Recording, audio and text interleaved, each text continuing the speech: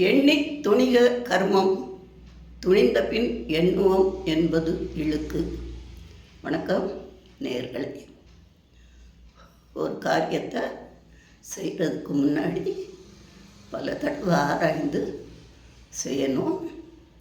செய்த பிறகு வருத்தப்படக்கூடாது. அதுவே அந்த பொருளுடைய அர்த்தம். இப்போது நான் சொல்ல போகிறது சுகீர் சிவம் குருவின் பெருமையாக சொன்னதை நான் ரசித்து கேட்டிருக்கிறேன். அதை உங்களிடம் பகிர்ந்து கொள்ள ஆசை. இந்திய ஜனாதிபதியாக இருந்த சங்கர் தயாள் சர்மா அப்படிங்கிறவர் மஸ்கட்டுக்கு போனார். அரசு காரணமாக போனார்.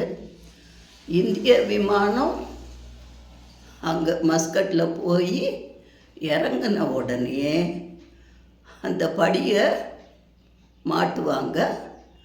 அப்புறம் விமானத்துக்குள்ளே இருந்தவங்க வருவாங்க. அப்போது அந்த வாசலில் சங்கர் தயாள் சர்மா நின்னார்.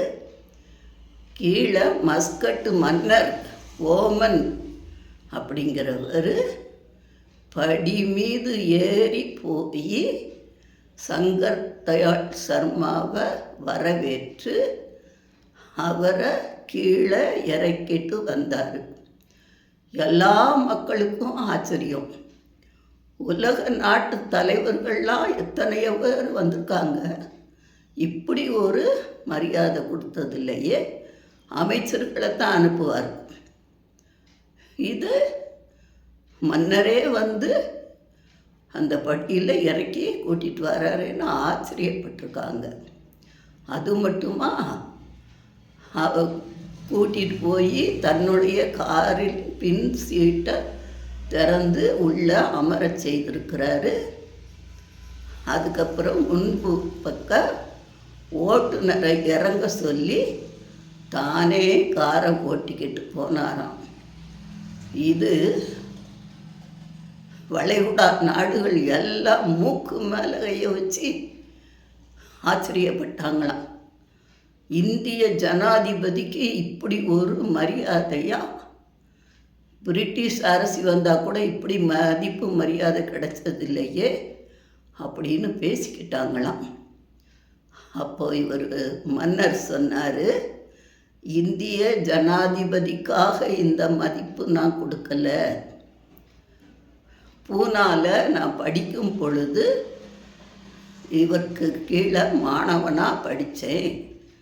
கலாச்சாரம், இந்திய கலாச்சாரத்தை பற்றி நடத்தியிருக்கிறாரு. ஆக இது ஆசிரியருக்கு நான் கொடுக்குற மரியாதை அப்படின்னு சொன்னாராம். பார்த்தீங்களா, மன்னரை விட ஜனாதிபதியை விட மதிப்பு வாய்ந்த பதவி ஒன்று இருக்குன்னா அது ஆசிரியர் பதவி தான்.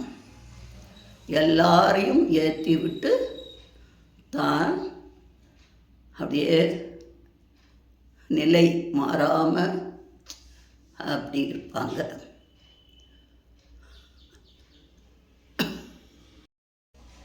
மன்னரை விட ஜனாதிபதியை விட ஆசிரியரே உயர்ந்தவர்கள்.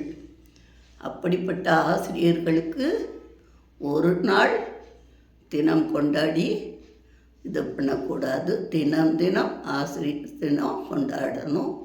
ஆசிரியரை மதிக்கணும், பாடத்தை மதிக்கணும், காலத்தை மதிக்கணும். இப்படி எல்லாத்தையும் மதித்து நடந்தால் அந்த மாணவன் ஹை கிளாஸாக வருவான். அவன் நினைக்கிற பாடங்கள்லாம் அவன் பின்னாடி வாலாட்டிக்கிட்டு வரும்.